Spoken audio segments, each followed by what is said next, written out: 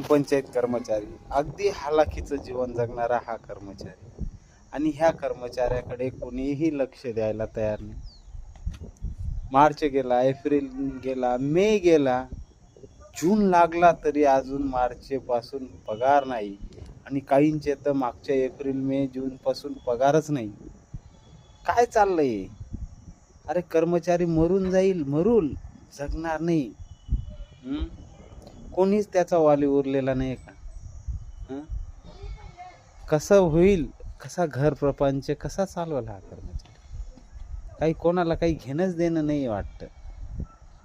जो म्हणतो मी असा, माझी संघटना अशी, तसं हेच चालू आहे आपल्यामध्ये एकीच नाही उरली म्हणून हे सर्व फायदा घेऊ राहिले.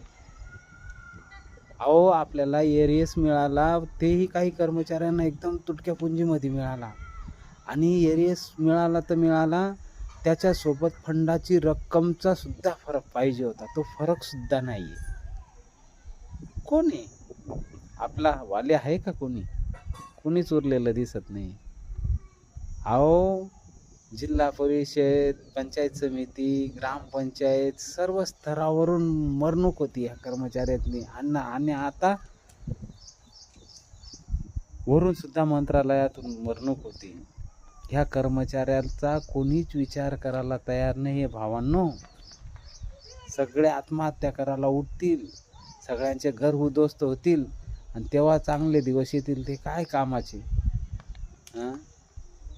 पगारासाठी, पोटासाठी मरतोय हा कर्मचारी, पोटासाठी भुके लावून मरतोय, तरी कोणाचं लक्ष नाही.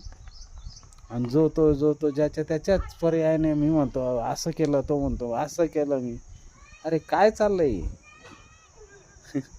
काहीच खरं दिसत नाही. कर्मचाऱ्यांचा वाली कोणीच नाही उरला.